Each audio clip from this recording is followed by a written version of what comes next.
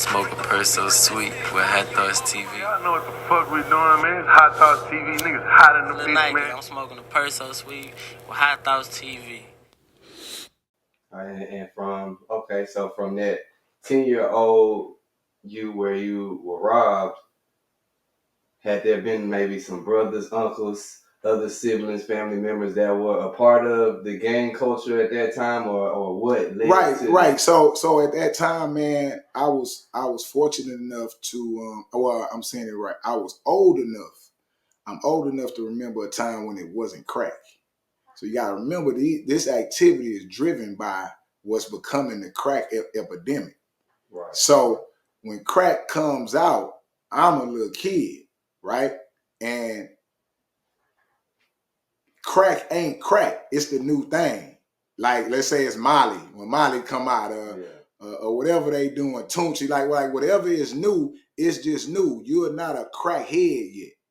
Yeah, nobody sees this new drug that's intensifying your high, that's making you fucking hang out all night as bad, right? Yeah. So, some of my older cousins that was of age ended up getting on it and ended up doing all kind of weird stuff. So, like you say, other things was going on. Like one of my cousins got addicted to it, and niggas was stealing niggas VCRs. Video games was being stole. Like this is at the crush of the crack epidemic and people getting addicted to it. So you had situations where we was friends. We would spend the night over each other's houses.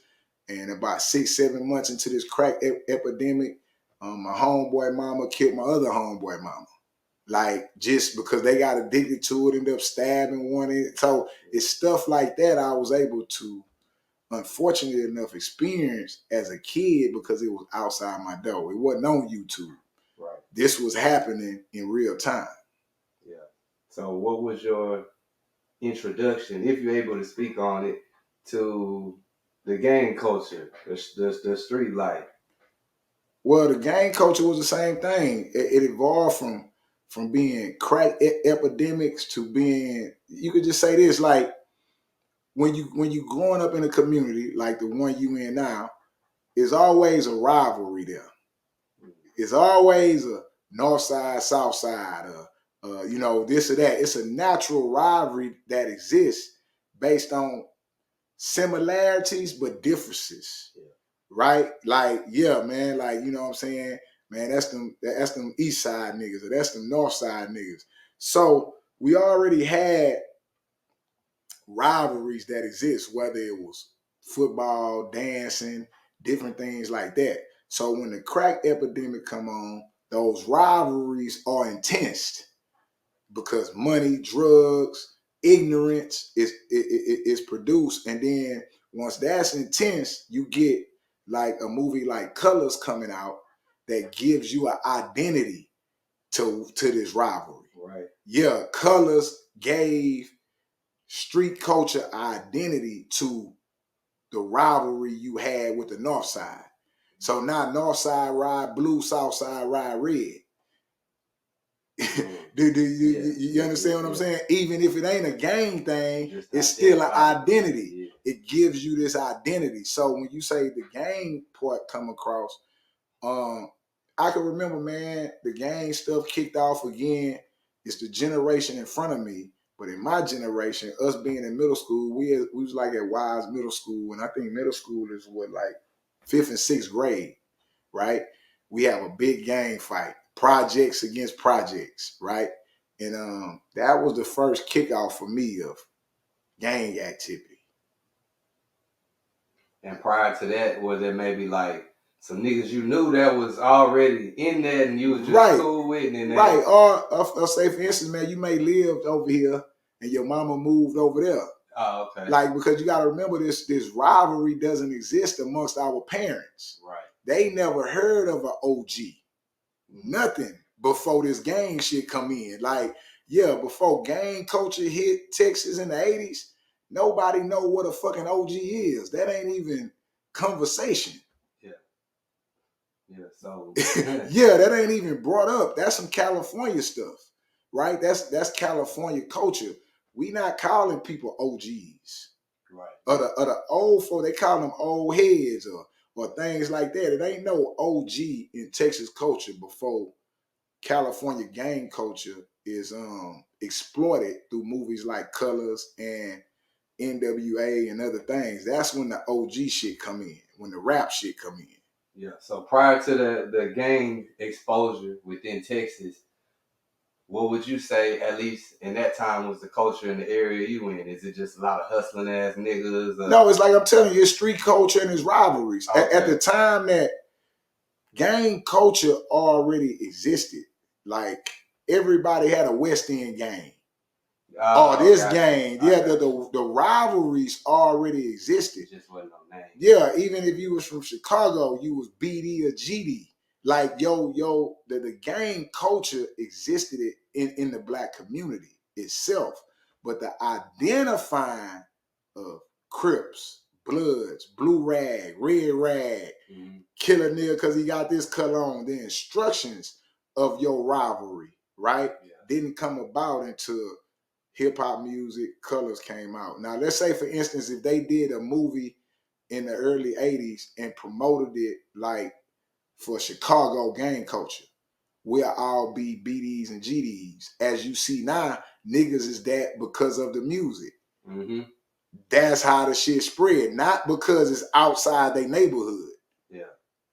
Okay, so was there ever a point in time where maybe whether it be your parents or elders or people in the family that they found out about the gang banging? Like, and what was their initial reaction when they like find out that you not just they sweet little baby? Well, they was able to grow up as I'm growing up, my mother's growing up too.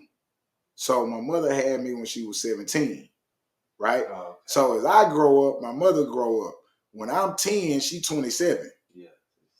Am I making sense? Right. So me and my mother are growing up together, and they have watched the neighborhood change.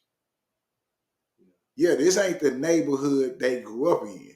This ain't the situation they grew up in, but they couldn't control it, man. My mama working 2 jobs. You know what I'm saying? She dealing with her own things that she dealing with. You know, I've been unfortunate enough to see my mama work at Popeyes, go to Popeyes, and she get jumped by her coworkers, stuff like that. Like, it's just the environment we growing up in. Right. Am I making sense? Right. So it ain't like, oh, my baby innocent, my baby sweet. Like, nah, it's like you got to become a man quick. Yeah. Mama need help. Like, yeah, mama need help. So you gotta get active quick. And you can't stay vulnerable and weak for long, because you see what happened when I walked to the store. Right. You're gonna get took advantage of. You're gonna get ate in the jungle, man. And you know, I don't want young people to listen to that and seem that I'm telling the story as if I'm bragging. I'm just telling you, like, these are real experiences that cultivated the mentality you see in older men today, right? For the people that went through that.